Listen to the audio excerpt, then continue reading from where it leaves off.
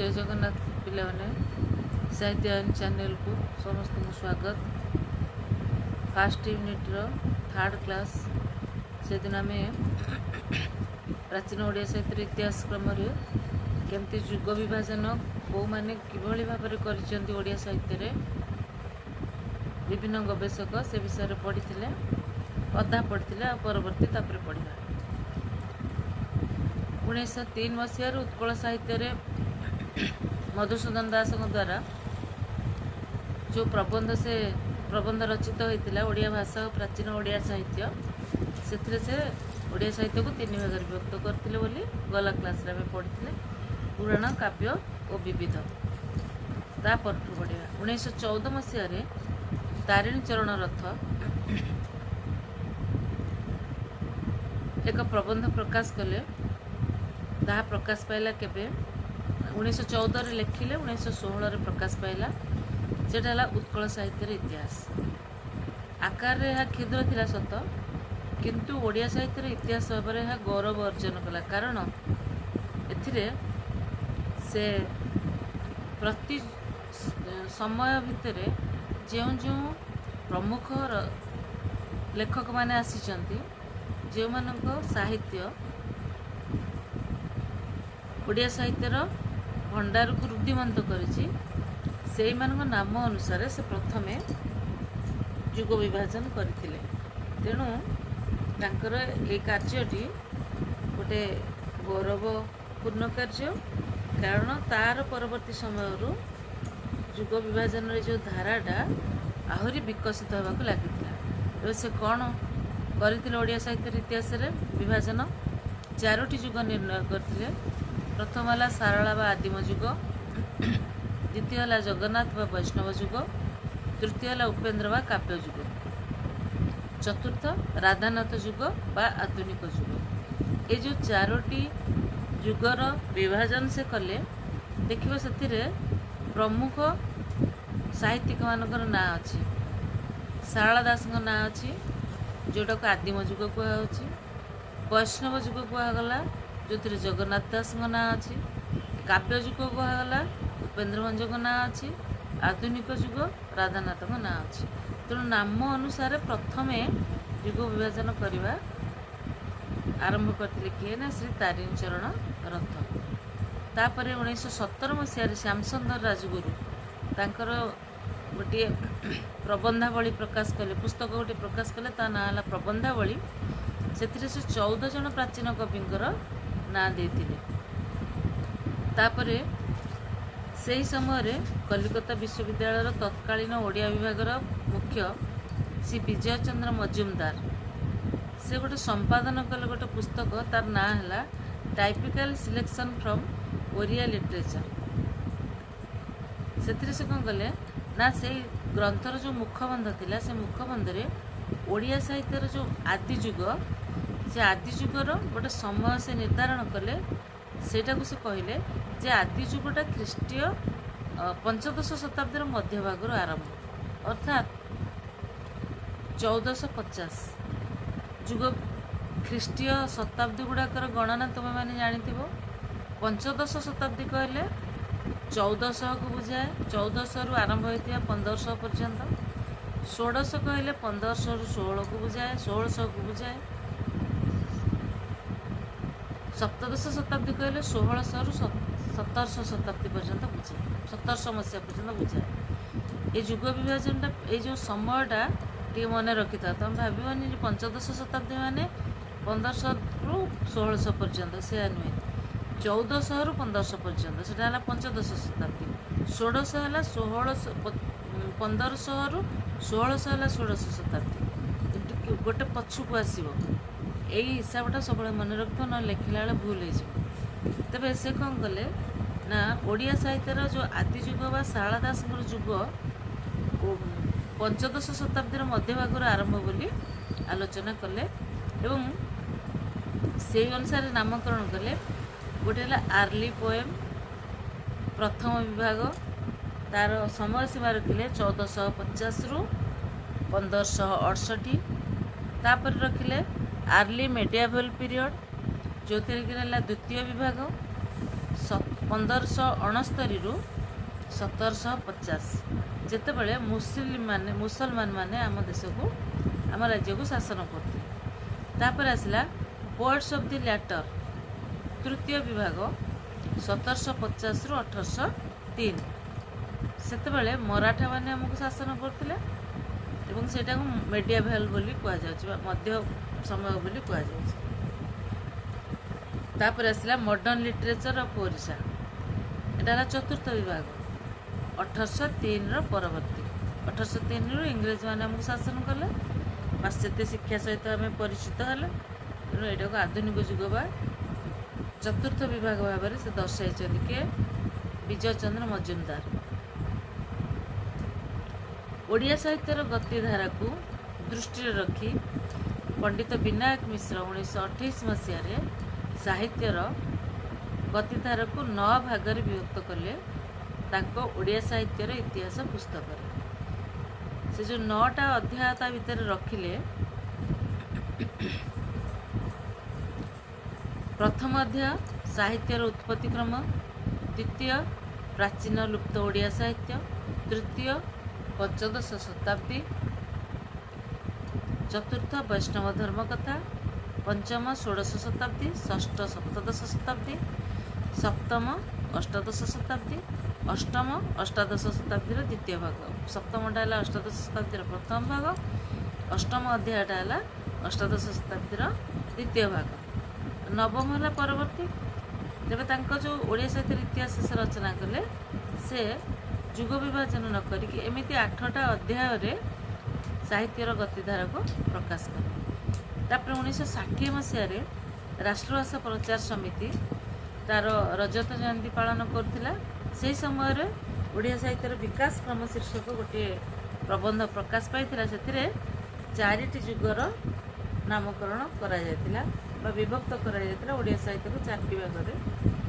ପ୍ରଥମ ହେଲା ପ୍ରାଚୀନ, ଦ୍ୱିତୀୟ ହେଲା ପୂର୍ବ ମଧ୍ୟକାଳ, ତୃତୀୟ ହେଲା ଉତ୍ତର ମଧ୍ୟକାଳ, ଚତୁର୍ଥ ହେଲା ଆଧୁନିକ କାଳ। ତାପରେ ଡକ୍ଟର ମାୟାଧର ମାନସିଂହ ସେ ମଧ୍ୟ ଓଡ଼ିଆ ସାହିତ୍ୟର ଇତିହାସ ଲେଖିଛନ୍ତି। ତାଙ୍କର ପ୍ରଥମେ ଇଂରାଜୀରେ ତାହା ପ୍ରକାଶ ପାଇଥିଲା, ଯେଉଁଟାକି ହେଲା ହିଷ୍ଟ୍ରି ଅଫ୍ ଓଡ଼ିଆ ଲିଟରେଚର, ତାର ନାଁଟା। ଆଉ ସେ କ'ଣ କଲେ ନା ଏମାନଙ୍କ ଅପେକ୍ଷା ଆଉ ଟିକିଏ ପରିବର୍ତ୍ତନ କରିକି ବିବାହୀକରଣ କଲେ, ଅଧ୍ୟାୟ ଗୁଡ଼ିକ ରଖିଲେ। ତା ଭିତରେ ସେ କ'ଣ କଲେ ନା କୌଣସି ଯୁଗରେ ତାକୁ ବିଭକ୍ତ କଲେ ନାହିଁ। ଯୁଗରେ ବିଭକ୍ତ ନ କରି ସେ କ'ଣ କଲେ ନା ଓଡ଼ିଆ ସାହିତ୍ୟରେ ଗୋଟେ ଗୋଟେ ରଚନାକୁ ନେଇକରି ସେ ସମୟ ଅନୁସାରେ ତାକୁ ସଜେଇଥିଲେ। ଯେମିତିକି ଫାଷ୍ଟ ହେଲା some Buddhist poem of literature, Apabhramsha literature. ତାପରେ ସେକେଣ୍ଡ ହେଲା early poetry and prose in modern Odia. Third ହେଲା Odia Mahabharata and its Shudra poet. ଫୋର୍ଥରେ ହେଲା post Sarala period, a period of experiments. Fifth ହେଲା the age of religious ferment, the 5 comrades, ପଞ୍ଚସଖାଙ୍କ କଥା। ତାପରେ sixth ହେଲା the age of Puranas and ornate poetry. ଏଇଟା ହେଉଛି ପୁରାଣ ଏବଂ ଅଳଙ୍କାର କାବ୍ୟ କେତେବେଳେ ହେଇଥିଲା? ସପ୍ତଦଶ ଶତାବ୍ଦୀରେ, ମଧ୍ୟଯୁଗରେ। ସେଭେନ୍ଥରେ ଆସିଲା ମଡ଼ର୍ଣ୍ଣ ପିରିୟଡ଼। ତାଙ୍କର ଯେଉଁ ହିଷ୍ଟ୍ରି ଅଫ୍ ଓଡ଼ିଆ ଲିଟରେଚର ଇଂରାଜୀର ଯେଉଁଟା ଅଛି, ସେଥିରେ ସେ ଏଇଭଳି ଭାବରେ ବିଭାଜନ କରିଥିଲେ। ତେଣୁ ଓଡ଼ିଆ ସାହିତ୍ୟର ଇତିହାସ ହେଲେ ମଧ୍ୟ ତା ଭିତରେ ଏଇ ଯେଉଁ ବିବାହୀକରଣଟା ଇଏ ଥିଲା ଗୋଟେ ସ୍ୱତନ୍ତ୍ର ପ୍ରକାର। ତାପରେ ଆସିଲେ ଆମର ସୁରେନ୍ଦ୍ର ମହାନ୍ତି, ସେ ଓଡ଼ିଆ ସାହିତ୍ୟକୁ 3 ଭାଗରେ ବିଭକ୍ତ କଲେ। ତାଙ୍କ ରଚନାରେ ହେଲା ଆଦି ପର୍ବ, ଯେଉଁଟାକି ଓଡ଼ିଆ ସାହିତ୍ୟର ଉନ୍ମେଷ ରୂପ, ବୌଦ୍ଧଚର୍ଯ୍ୟା ଗୀତ ଠାରୁ ଶାରଳା ଦାସଙ୍କ ମହାକାବ୍ୟ ମହାଭାରତ ପର୍ଯ୍ୟନ୍ତ। ମଧ୍ୟପର୍ବ ହେଲା ଶାରଳାଙ୍କ ପରଠାରୁ 19 ଶତାବ୍ଦୀର ଶେଷ ପାଦ ପର୍ଯ୍ୟନ୍ତ। ତାପରେ ହେଲା ଆଧୁନିକ ପର୍ବ, ଯେଉଁଟାକି ରାଧାନାଥ ଫକୀରମୋହନଙ୍କ ଠାରୁ ସମସାମୟିକ ବା ବର୍ତ୍ତମାନ ପର୍ଯ୍ୟନ୍ତ, ସାମ୍ପ୍ରତିକ ସମୟ ପର୍ଯ୍ୟନ୍ତ। କିନ୍ତୁ ଡକ୍ଟର ବୃନ୍ଦାବନ ଆଚାର୍ଯ୍ୟ କ'ଣ କଲେ ନା ଓଡ଼ିଆ ସାହିତ୍ୟରେ ତାଙ୍କର ଓଡ଼ିଆ ସାହିତ୍ୟ ଇତିହାସ ପ୍ରକାଶ କରିଥିଲେ। ପ୍ରଥମ ଭାଗରେ ସେ ସାହିତ୍ୟକୁ 5 ଭାଗରେ ବିଭକ୍ତ କଲେ। ଗୋଟେ ହେଲା ଆଦିଯୁଗ, ଅଷ୍ଟମ ଶତାବ୍ଦୀରୁ ଚତୁର୍ଦ୍ଦଶ ଶତାବ୍ଦୀ, ଯେଉଁଥିରେ ଅପଭ୍ରଂଶ ଭାଷାର ରଚନା ଥିଲା। ତାପରେ ଆସିଲା ସାରଳା ଯୁଗ, ଯେଉଁଟାକି ଖ୍ରୀଷ୍ଟୀୟ ପଞ୍ଚଦଶ ଶତାବ୍ଦୀ। ପଞ୍ଚସଖା ଯୁଗ 1600ରୁ ଆରମ୍ଭ କରି 1650 ଖ୍ରୀଷ୍ଟାବ୍ଦ ପର୍ଯ୍ୟନ୍ତ। ରୀତି ଯୁଗ ହେଲା 1650ରୁ 1850। ଆଧୁନିକ ହେଲା 1850ରୁ ସାମ୍ପ୍ରତିକ ସମୟ ପର୍ଯ୍ୟନ୍ତ। ପରବର୍ତ୍ତୀ ସମୟରେ ଆଉ ଗୋଟିଏ ଯେଉଁ ଓଡ଼ିଆ ସାହିତ୍ୟ ଇତିହାସ ସଂକ୍ଷିପ୍ତ ପରିଚୟ ସେ ପ୍ରକାଶ କଲେ, ସେ ପୁଣି କ'ଣ କଲେ ନା ଆଧୁନିକ ଯୁଗଟାକୁ ଯେଉଁଟା 1850ରୁ ସାମ୍ପ୍ରତିକ ସମୟ ପର୍ଯ୍ୟନ୍ତ ଥିଲା ତାକୁ 5 ଭାଗରେ ବିଭକ୍ତ କଲେ। ଯେମିତି ରାଧାନାଥ, ସତ୍ୟବାଦୀ, ସବୁଜ, ପ୍ରଗତି, ଆଧୁନିକ। ଆଦି ଯୁଗରୁ ଆରମ୍ଭ କରି ଆଦି ଯୁଗର ଆରମ୍ଭ ସମୟଟାକୁ ସେ ଅଷ୍ଟମ ଶତାବ୍ଦୀ ପରିବର୍ତ୍ତେ ନବମ ଶତାବ୍ଦୀ ଭାବରେ ଗ୍ରହଣ କରିଛନ୍ତି। ଡକ୍ଟର ବଂଶୀଧର ମହାନ୍ତି ସେମିତି ଓଡ଼ିଆ ସାହିତ୍ୟର ଇତିହାସ ଯେତେବେଳେ ରଚନା କଲେ ସେଥିରେ ସେ କ'ଣ କଲେ ନା ପ୍ରଥମ ଭାଗରେ ଯୁଗ ବିଭାଜନ ଅନୁସାରେ ପ୍ରଥମରେ ହେଲା ପ୍ରାକ୍ସାରଳା, ତାପରେ ପରବର୍ତ୍ତୀ ସମୟରେ ଯେଉଁ ଓଡ଼ିଆ ସାହିତ୍ୟର ଇତିହାସର ତାଙ୍କର ପରବର୍ତ୍ତୀ ସଂସ୍କରଣ ବାହାରିଲା ବା ଦ୍ୱିତୀୟ ଖଣ୍ଡ ବାହାରିଲା ସେଥିରେ ସାରଳା ଯୁଗ, ପଞ୍ଚସଖା ଯୁଗ, କାବ୍ୟ ଯୁଗ, ଆଧୁନିକ ଯୁଗ ଏଇଭଳି ଭାବରେ ସେ ସୂଚନା ପ୍ରଦାନ କଲେ। ତାପରେ ପଠାଣି ପଟ୍ଟନାୟକ ଓଡ଼ିଆ ସାହିତ୍ୟର ଇତିହାସରେ ରଚନା ସେ ଯୁଗ ବିଭାଜନ କଲେ 5 ଭାଗରେ। ଗୋଟେ ହେଲା ପ୍ରାକ୍ସାରଳା ସାହିତ୍ୟ, ନବ ଉନ୍ମେଷ ଧାରା ବା ଶାରଳା ଦାସ, ପଞ୍ଚସଖା ସାହିତ୍ୟ, ରୀତି ସାହିତ୍ୟ। ଯେଉଁ ଆଧୁନିକ ଏବଂ ରାଧାନାଥ ସାହିତ୍ୟ ରହିଲା ତାକୁ ସେ ବିଭକ୍ତିକରଣ କଲେ 4 ଭାଗରେ। ସତ୍ୟବାଦୀ ଆନ୍ଦୋଳନ ସେ ଆଉ ସାହିତ୍ୟ କହିଲେନି, ସେ କହିଲେ ଆନ୍ଦୋଳନ। ସତ୍ୟବାଦୀ ଆନ୍ଦୋଳନ, ସବୁଜ ଆନ୍ଦୋଳନ, ଆଧୁନିକ ଆନ୍ଦୋଳନ, ଅତ୍ୟାଧୁନିକ ଆନ୍ଦୋଳନ। ଏଇଭଳି ଭାବରେ ଯେତେ ସବୁ ଓଡ଼ିଆ ସାହିତ୍ୟ ଇତିହାସର ରଚୟିତା ଅଛନ୍ତି ସେମାନେ ସମସ୍ତେ ନିଜ ନିଜ ହିସାବରେ ଓଡ଼ିଆ ସାହିତ୍ୟର ଯୁଗକୁ ବିବାହୀକରଣ କରିବାକୁ ଲାଗିଲେ। ଯେଉଁମାନଙ୍କ ବିଷୟ ଯଦି ଆମେ ଆଲୋଚନା କରିବା କେଉଁଠି ନା କେଉଁଠି ସବୁଥିରେ ଟିକେ ଐତିହାସିକ ସତ୍ୟତା ରହିଛି ବା ସେମାନଙ୍କର ବିଭାଜନର ନିଶ୍ଚିତ ଭାବରେ ମୂଲ୍ୟ ରହିଛି। ସେମିତି ଚିତ୍ତରଞ୍ଜନ ଦାସ ଓଡ଼ିଆ ସାହିତ୍ୟର ଇତିହାସ ରଚନା କରିଛନ୍ତି। ବାଉରୀ ବନ୍ଧୁ କର ସେ ମଧ୍ୟ ଓଡ଼ିଆ ସାହିତ୍ୟର ଇତିହାସ ରଚନା କରିଛନ୍ତି। ସୂର୍ଯ୍ୟନାରାୟଣ ଦାସ 1963 ମସିହାରେ ତାଙ୍କର ପ୍ରକାଶିତ ହୋଇଛି ତାଙ୍କର ଓଡ଼ିଆ ସାହିତ୍ୟର ଇତିହାସ। ତେବେ ଏଇଭଳି ଭାବରେ ସମସ୍ତେ ଓଡ଼ିଆ ସାହିତ୍ୟର ଇତିହାସ ପ୍ରକାଶ କରିଛନ୍ତି ଏବଂ ସମସ୍ତଙ୍କର ନିଜ ଅନୁସାରେ ଯୁଗ ବିଭାଜନ ହୋଇଥିଲେ ମଧ୍ୟ ଗୋଟିଏ ଜିନିଷ ଦେଖାଯାଇଛି ସମସ୍ତଙ୍କର ଯୁଗ ବିଭାଜନ ସେଇ ଏକା ସମୟର ହେଇଛି ଆଉ ସମସ୍ତେ ସେଇ ଏକା ଜିନିଷକୁ ରଖିଛନ୍ତି, ଖାଲି ନାମ ପରିବର୍ତ୍ତନ କରିଛନ୍ତି। ତେଣୁ ବର୍ତ୍ତମାନ ଆମେ ଦେଖିବା ଯେ ପ୍ରତିନିଧି ସ୍ଥାନୀୟ ଲେଖକଙ୍କ ନାମ ଅନୁସାରେ କେମିତି ଯୁଗ ବିଭାଜନ ହେଇଛି। ଯେମିତିକି ଶାରଳା ଯୁଗ, ପଞ୍ଚସଖା ଯୁଗ, ଉପେନ୍ଦ୍ର ଯୁଗ, ଆଧୁନିକ ଯୁଗ। ଶାରଳା ଦାସଙ୍କ ନାମ ଅନୁସାରେ ଶାରଳା ଦାସ ଶାରଳା ଯୁଗ, ପଞ୍ଚସଖାଙ୍କ ଅନୁସାରେ ପଞ୍ଚସଖା ଯୁଗ, ଉପେନ୍ଦ୍ର ଯୁଗ ହେଲା ଉପେନ୍ଦ୍ର ଭଞ୍ଜଙ୍କ ନାମ ଅନୁସାରେ। ଆଧୁନିକରେ ସେମିତି କାହାର ନାଁ ଦିଆଯାଏ ନାହିଁ। ସେମିତି କାଳ ଆଉ ସାହିତ୍ୟିକ ପ୍ରକୃତି ଅନୁସାରେ ଆଦି ଯୁଗ, ମଧ୍ୟଯୁଗ, ଆଧୁନିକ ଯୁଗ। ମଧ୍ୟଯୁଗ 2 ଭାଗରେ ବିଭକ୍ତ ହୋଇଛି। ମଧ୍ୟଯୁଗ ହେଲା ଭକ୍ତି ଯୁଗ ବା ଧାର୍ମିକ ଯୁଗ, ଆଉ ଗୋଟେ ହେଲା ଉତ୍ତର ମଧ୍ୟକାଳ ବା ରୀତିକାଳ ବା ଉପେନ୍ଦ୍ର ଭଞ୍ଜ ଯୁଗ। ସେମିତି ରାଜନୈତିକ ଇତିହାସ ଅନୁସାରେ 5 ଭାଗରେ ବିଭକ୍ତ ହୋଇଛି। ଫାଷ୍ଟ ହେଲା ଗଙ୍ଗବଂଶ 14ଶ ଶତାବ୍ଦୀ, ସୂର୍ଯ୍ୟବଂଶ 1435 ଖ୍ରୀଷ୍ଟାବ୍ଦରୁ 1568 ପର୍ଯ୍ୟନ୍ତ, ମୋଗଲ ଯୁଗ 1568ରୁ 1751, ମରହଟ୍ଟା ଯୁଗ 1751ରୁ 1803, ବ୍ରିଟିଶ ଯୁଗ 1803ର ଅଦ୍ୟାବଧି ବା ସାମ୍ପ୍ରତିକ ସମୟ ପର୍ଯ୍ୟନ୍ତ। ତେବେ ଗଙ୍ଗବଂଶ ଯୁଗ ଯେଉଁ କରାଯାଇଛି ସେହି ସମୟରେ କାହାକୁ ରଖାଯାଇଛି? ପ୍ରାକ୍ସାରଳ ସାହିତ୍ୟ ବା ଆଦି ଯୁଗ। ସୂର୍ଯ୍ୟବଂଶ ଯୁଗରେ ଶାରଳା ଓ ପଞ୍ଚସଖା ଏମାନଙ୍କୁ ରଖାଯାଇଛି। ମୋଗଲ ଯୁଗରେ ଉପେନ୍ଦ୍ର ଭଞ୍ଜ, ଦୀନକୃଷ୍ଣ, ସଦାନନ୍ଦ କବି, ସୂର୍ଯ୍ୟ ବ୍ରହ୍ମା ଇତ୍ୟାଦି ଏମାନଙ୍କୁ ପ୍ରମୁଖ ଭାବରେ ରଖାଯାଇଛି। ଆଉ ମରହଟ୍ଟା ଯୁଗ କହିଲେ ଯେଉଁଟାକି 1803 ପର୍ଯ୍ୟନ୍ତ, 1751ରୁ 1803 ପର୍ଯ୍ୟନ୍ତ, ଏଠୁ ଅଭିମନ୍ୟୁ ସାମନ୍ତସାର, କବି ସୂର୍ଯ୍ୟ ବଳଦେବ ରଥ, ଗୋପାଳକୃଷ୍ଣ ଓ ବ୍ରଜନାଥ ବଡ଼ଜେନା। ବ୍ରିଟିଶ ଯୁଗ କହିଲେ 1803 ଅଦ୍ୟାବଧି ସେମିତି କେହି କାହା ନାମ ଅନୁସାରେ ଯୁଗ ବିଭାଜନ କରାଯାଏ ନାହିଁ ବା ପ୍ରମୁଖ ରୂପେ କାହାକୁ ଏମିତି ଆଲୋଚନା କରାଯାଏନି। ଡକ୍ଟର ବେଣୁଧର ପାଢ଼ୀ ତାଙ୍କର ଯେଉଁ ଗ୍ରନ୍ଥ ରଚନା କରିଛନ୍ତି ଓଡ଼ିଆ ସାହିତ୍ୟର ଇତିହାସ, ସେଥିରେ ସେ କେମିତି କରିଛନ୍ତି ନା ଆଦିପ୍ରସ୍ଥ ହେଲା ଖ୍ରୀଷ୍ଟାବ୍ଦ 700ରୁ ଖ୍ରୀଷ୍ଟାବ୍ଦ 1400। ସେ ତାହାକୁ 3 ଭାଗରେ ବିଭକ୍ତ କରିଛନ୍ତି। ବୌଦ୍ଧ ସାହିତ୍ୟ, ନାଥ ସାହିତ୍ୟ, ଶୈବ ସାହିତ୍ୟ। ଏବଂ ମଧ୍ୟପ୍ରସ୍ଥ ଯେଉଁ ସମୟଟିକୁ ଆଣିଛନ୍ତି ସେଟା ହେଲା ପୁରାଣ ସାହିତ୍ୟ, ଯେଉଁଥିରେ କି ମହାକବି ଶାରଳା ଦାସ ଆଉ ପଞ୍ଚସଖାଙ୍କ ବିଷୟର ଆଲୋଚନା ହେଇଛି। ଆଉ କାବ୍ୟ ସାହିତ୍ୟ କାବ୍ୟ ଯୁଗ, ଯେଉଁଟାକି କାବ୍ୟ ଯୁଗର ଆଦି ପ୍ରତିଶ୍ରୁତି, କାବ୍ୟ ଯୁଗର ବିକାଶ ପର୍ବ, ଏହାକୁ ରଖାହେଇଛି ଖ୍ରୀଷ୍ଟାବ୍ଦ 1500ରୁ ଖ୍ରୀଷ୍ଟାବ୍ଦ 1800 ପର୍ଯ୍ୟନ୍ତ।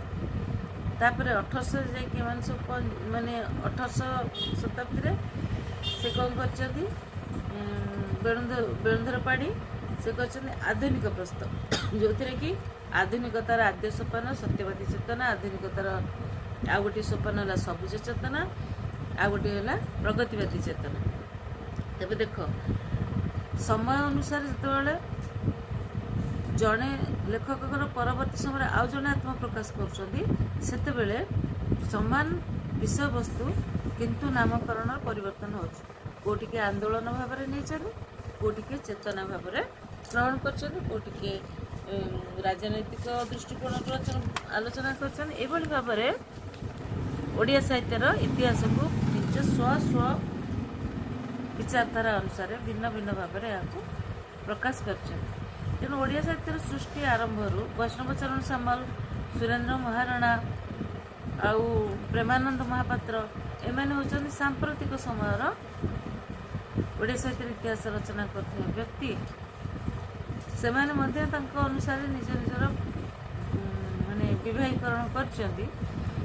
ତେଣୁ ଓଡ଼ିଆ ସାହିତ୍ୟର ସୃଷ୍ଟି ଆରମ୍ଭର ସମୟରୁ ଅଦ୍ୟାବଧି ପର୍ଯ୍ୟନ୍ତ ଯେତେ ସବୁ ସମାଲୋଚକ ଏବଂ ଗବେଷକ ସାହିତ୍ୟର ଇତିହାସ ରଚନା କରିଛନ୍ତି, ସବୁଥିରେ ପ୍ରାୟ ଯୁଗ ବିଭାଜନଟି କବି ଲେଖକ ସେମାନଙ୍କ ସୃଷ୍ଟି ସମ୍ବନ୍ଧରେ ପ୍ରଦତ୍ତ ଗବେଷଣାଲବ୍ଧ ତଥ୍ୟକୁ ପାଠକ ଗୋଷ୍ଠୀ ଗ୍ରହଣ କରି ନେଇଛନ୍ତି। କାରଣ ଏସବୁ ହେଉଛି ଗବେଷଣାଲବ୍ଧ ତଥ୍ୟ, ଆଉ ସବୁଗୁଡ଼ିକ ପ୍ରାୟ ପାଖାପାଖି, କେବଳ ନିଜ ଅନୁସାରେ ତା ନାମ ପରିବର୍ତ୍ତନ ହୋଇଥିବାରୁ ଭିନ୍ନ ଭିନ୍ନ ରୂପରେ ତାକୁ ଦେଖିବାକୁ ମିଳୁଛି। ନହେଲେ ପାଠ ମାନେ ଯାହା ସମୟ ସୀମା ରହିଛି, ସମୟ ସୀମା ଅନୁସାରେ ଯେଉଁ ଯୁଗ, ଯେଉଁ ଚେତନା, ଯେଉଁ ଆନ୍ଦୋଳନ, ସେସବୁ ନିର୍ଦ୍ଧାରଣ କରାଯାଇଛି। ତେବେ ବର୍ତ୍ତମାନ ଆମେ ପଢ଼ିବା ଶାରଳା ଦାସଙ୍କ ପୂର୍ବବର୍ତ୍ତୀ ସମୟରେ କ'ଣ କ'ଣ ସାହିତ୍ୟ ପ୍ରକାଶ ପାଇଥିଲା, ଯେଉଁଟାକି ଆମର କୁହାଯାଇଛି ପ୍ରାକ୍ ଶାରଳା ସାହିତ୍ୟ। ପ୍ରାକ୍ ମାନେ ପୂର୍ବ, ପଛ। ଶାରଳା ସାହିତ୍ୟ ସୃଷ୍ଟି ହେବାର ପୂର୍ବରେ କ'ଣ କ'ଣ ସାହିତ୍ୟ ସୃଷ୍ଟି ହେଇଥିଲା। ତ ଶାରଳା ଦାସଙ୍କ ପୂର୍ବବର୍ତ୍ତୀ ସମୟର ସାହିତ୍ୟକୁ ପ୍ରାରମ୍ଭିକ ବା ପ୍ରାକ୍ ଶାରଳା ଯୁଗ ବୋଲି କୁହାଯାଏ।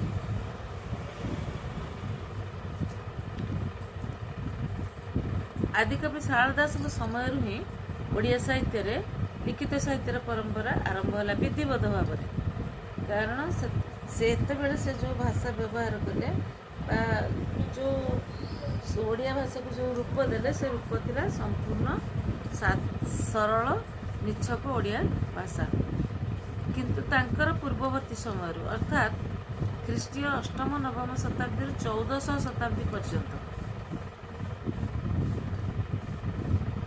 1400 ଶତାବ୍ଦୀ ପର୍ଯ୍ୟନ୍ତ ମାନେ ଜାଣିପାରୁଛ, ମାନେ ପଞ୍ଚଦଶ ଶତାବ୍ଦୀରେ ଶାରଳା ଦାସ ଆସିଥିଲେ। 1400 ଶତାବ୍ଦୀ କଲେ 1300ରୁ 1400 ଭିତରେ, ସେହି ସମୟ ତାହାକୁ କୁହାଯାଉଛି ଶାରଳା ଯେଉଁ ସାହିତ୍ୟର ଉନ୍ମେଷ କାଳ।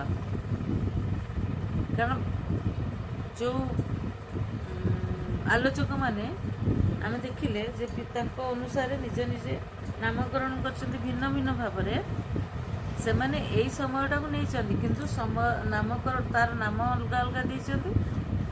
କିଏ କେଉଁ ଭାବରେ ସେଇ ସମୟଟାକୁ ସମ୍ବୋଧନ କରୁଛି ବା ତାର ବିଚାରଧାରା ପ୍ରକଟ କରିଛି। କିନ୍ତୁ ପ୍ରାକ୍ ଶାରଳା ଯୁଗରେ ଏହିସବୁ ସାହିତ୍ୟ ଆସିବ ବା ପ୍ରାକ୍ ଶାରଳା ସମୟଟା ରହିବ ପଞ୍ଚଦଶ ଶତାବ୍ଦୀର ପୂର୍ବବର୍ତ୍ତୀ ସମୟ। ତେବେ ଆଲୋଚକ ସୁରେନ୍ଦ୍ର ମହାନ୍ତି, ପଣ୍ଡିତ ସୂର୍ଯ୍ୟନାରାୟଣ ଦାସ ଏମାନେ ଏଇ ଯୁଗକୁ ଆଦି ଯୁଗ ବୋଲି କହିଛନ୍ତି, କିନ୍ତୁ ବଂଶୀଧର ମହାନ୍ତି ତାକୁ କହିଛନ୍ତି ପ୍ରାକ୍ ଶାରଳା ଯୁଗ। ବୈଷ୍ଣବଚରଣ ସାମଲ ମଧ୍ୟ ତାହାକୁ ପ୍ରାଚୀନ ଯୁଗ ବୋଲି ବର୍ଣ୍ଣନା କରିଛନ୍ତି। ତେବେ ଏହା ଏହି ଯୁଗ ଯେଉଁ ନାମରେ ନାମିତ ହେଉନା କାହିଁକି, ସେହି ସମୟର ସାହିତ୍ୟକୁ କଥିତ ସାହିତ୍ୟ ବା ଲୋକ ସାହିତ୍ୟ, ଅଭିଲେଖ ସାହିତ୍ୟ ବା ଲିଖିତ ସାହିତ୍ୟ, ତାହା 3 ଭାଗରେ ବିଭକ୍ତ କରାଯାଇଛି। ଏହି ଯେଉଁ ପ୍ରାଚୀନ ଯୁଗର ସାହିତ୍ୟର ଭାଷା ଥିଲା ଅପଭ୍ରଂଶ ଭାଷା, এই ଭାଷାରେ ସୃଷ୍ଟି ହୋଇଥିବା ସାହିତ୍ୟ ଗୁଡ଼ିକ ହେଲା ଶିଳାଲେଖ, ତାମ୍ରଲେଖ, ମାଦଳା ପାଞ୍ଜି। ତେବେ ପିଲାମାନେ ଏଇଟା ଗୋଟେ ଜିନିଷ ମନେ ରଖିଥା, ପ୍ରାକ୍ଶାଳା ସମୟରେ ଯେଉଁଗୁଡ଼ିକୁ ଆମେ ବର୍ତ୍ତମାନ ସାହିତ୍ୟ ବୋଲି କହୁଛନ୍ତି, ସେ ମାଦଳା ପାଞ୍ଜି ହଉ, ଶୈବ ସାହିତ୍ୟ ହଉ ବା ଶିଳାଲେଖ, ତାମ୍ରଲେଖ, ପାଞ୍ଜି ହଉ, ଏସବୁ ଗୁଡ଼ିକ ଏଇ ଯେତିକି ନାଁ କହିଲି ଏଇ ସବୁ ଗୁଡ଼ିକ ଶାରଳା ଦାସଙ୍କ ପୂର୍ବବର୍ତ୍ତୀ ସମୟରେ ରଚିତ ହୋଇଛି। କିନ୍ତୁ ବହୁତ ଗୁଡ଼ିଏ ଜିନିଷ ବିବଦମାନ ମତ ଥିବାରୁ ମାଦଳା ପାଞ୍ଜିର ସମୟକୁ ନିର୍ଦ୍ଧାରଣ କରାଯାଇପାରି ନାହିଁ, କେବଳ କୁହାଯାଉଛି ଏଇଟା ପ୍ରାକ୍ଶାଳା ସମୟର ସୃଷ୍ଟି ବୋଲି। ତେଣୁ ଧର୍ମଗ୍ରନ୍ଥ ଗୁଡ଼ିକ ମଧ୍ୟ ଅପଭ୍ରଂଶ ଭାଷାରେ ରଚିତ ହୋଇଥିଲା। କାରଣ ସେତେବେଳେ ଆମେ ଜାଣିଛନ୍ତି ଯେ ଆମ ପୁଣ୍ୟଭୂମି ଓଡ଼ିଶାକୁ ବହୁ ଧର୍ମର ପ୍ରଚାରକମାନେ ଆସିଛନ୍ତି, ଜଗନ୍ନାଥ ଧର୍ମକୁ ଗ୍ରହଣ କରିଛନ୍ତି, ଜଗନ୍ନାଥ ସଂସ୍କୃତିକୁ ଗବେଷଣା କରିଛନ୍ତି, କିନ୍ତୁ ଏପଟେ ନିଜର ଧର୍ମକୁ ପ୍ରଚାର କରିବା ପାଇଁ ସେମାନେ ତାଙ୍କର ତଥ୍ୟ ଏବଂ ତତ୍ତ୍ୱକୁ, ଧର୍ମର ସାର ତତ୍ତ୍ୱକୁ ଲିପିବଦ୍ଧ କରିଛନ୍ତି ଗୋଟିଏ ଗୋଟିଏ ପୁସ୍ତକରେ। ସେଇ ଯେଉଁ ପରବର୍ତ୍ତୀ ସମୟ ଯେଉଁ ଗବେଷକମାନେ ଆସିଛନ୍ତି, ସେମାନେ ତାକୁ ଦେଖିକିରି ସେମାନେ ଆରମ୍ଭ କରୁଛନ୍ତି ପ୍ରତ୍ୟେକ ଜିନିଷ। ତେଣୁ ସେଇ ଅନୁସାରେ ଏଇ ଯେଉଁ ଯୁଗ ବିଭାଜନଟା ହେଉଛି, ଓଡ଼ିଆ ସାହିତ୍ୟରେ ଆମେ ଦେଖିବାକୁ ପାଉଛେ ଭିନ୍ନ ଭିନ୍ନ ପ୍ରକାର ଯୁଗ ବିଭାଜନ। ସେଥିରେ ସାମ୍ୟତା ରହିଛି କିନ୍ତୁ ବର୍ଣ୍ଣନା ଶୈଳୀ ରହିଛି ଭିନ୍ନ। ବିଭିନ୍ନ ଧର୍ମର ଯେଉଁ ଧର୍ମଗ୍ରନ୍ଥ ଗୁଡ଼ିକ ସେତେବେଳେ ରଚିତ ହେଇଥିଲା, ସେ ସବୁ ଗୁଡ଼ିକ ମଧ୍ୟ ହେଉଛି ଅପଭ୍ରଂଶ ଭାଷାରେ ରଚିତ। କିନ୍ତୁ ଓଡ଼ିଶା ମାଟିରେ ଅଷ୍ଟମ ନବମ ଶତାବ୍ଦୀରେ ବୌଦ୍ଧ ଧର୍ମ ପ୍ରଚାରିତ ହୋଇଛି। ଦଶମ ଏକାଦଶ ଶତାବ୍ଦୀରୁ ତ୍ରୟୋଦଶ ପର୍ଯ୍ୟନ୍ତ ନାଥ ଧର୍ମ ପ୍ରଚାରିତ ହୋଇଛି। ଏକାଦଶ ଦ୍ୱାଦଶ ଶତାବ୍ଦୀରୁ ବୈଷ୍ଣବ ଧର୍ମର ପ୍ରଚାର ପ୍ରସାର ଘଟିଛି। ଏହା ସହିତ ଆହୁରି ରହିଛି ଶୈବ ଏବଂ ଶାକ୍ତ ଧର୍ମର ପ୍ରଭାବ ସାହିତ୍ୟ। ତେବେ ବୌଦ୍ଧ ଧର୍ମ ତେବେ ସର୍ବଧର୍ମ ସମନ୍ୱୟ ପୀଠସ୍ଥଳୀ ହୋଇଯାଇଛି ଆମର ଓଡ଼ିଶା। ଯେହେତୁ ଏତେ ଧର୍ମ ପ୍ରଚାର ପ୍ରସାର କରିକି ଯାଇଛନ୍ତି, ସାହିତ୍ୟ ଉପରେ ତାର ପ୍ରଭାବ ପଡ଼ିବା ସ୍ୱାଭାବିକ କଥା, ଯାହାକି ପଡ଼ିଛି ମଧ୍ୟ ଓଡ଼ିଆ ସାହିତ୍ୟରେ। ପିଲାମାନେ ଆଜି କ୍ଲାସ୍ଟି ଏତିକିରେ ଥାଉ, ରଖିଲି ଏତିକିରେ। ଆଶା କରୁଛି ତୁମମାନଙ୍କ ପାଇଁ କ୍ଲାସ୍ଟି ଉପାଦେୟ ସାବ୍ୟସ୍ତ ହେବ। ତୁମେ ବିଷୟଟିକୁ ଯେତିକି ପଢ଼େଇଲି, ଯଦି ଯାହା ପାଖରେ ବହି ଅଛି ସେତିକି ପଢ଼ିଦିଅ, ନହେଲେ ନାହିଁ ଯଦି ପଢ଼ିକି ଏମିତି ସିଧାସଳଖ ପଢ଼ିକି ମନେ ରଖିପାରିବ ତାହେଲେ କର। କାରଣ ବହୁତ ଏହା ପରେ ମୁଁ ୟୁନିଟ୍ ସରିଲେ ମୁଁ ବହୁତ ଗୁଡ଼ିଏ ସର୍ଟ ଟାଇପ୍ କୋଶ୍ଚିନ୍ ମଧ୍ୟ କଲେକ୍ସନ୍ କରିକି ଆଉ ଥରେ ଦେଇଦେବି। ଆଉ ଚ୍ୟାନେଲକୁ ସବସ୍କ୍ରାଇବ୍ କରିବ, ଅଧିକା ସେୟାର କର, କାରଣ ପିଲା ବହୁତ ଆହୁରି ଅଛନ୍ତି ଯେଉଁମାନେ କି ଏପର୍ଯ୍ୟନ୍ତ ଏ ଚ୍ୟାନେଲ ଭିତର ଏଇ ପରିସରକୁ ଆସିନାହାନ୍ତି। ତେଣୁ ତୁମେମାନେ ଚେଷ୍ଟା କର ଟିକାକୁ ସେୟାର ଲାଇକ୍ କରିବା ପାଇଁ, ଏବଂ ମନ ଦେଇକରି ପଢ଼ିଲେ ସର୍ଟ ଟାଇପ୍ କୋଶ୍ଚିନ୍ ତାକୁ ସହଜରେ ବୁଝିପାରିବେ। ଧନ୍ୟବାଦ, ରହିଲି।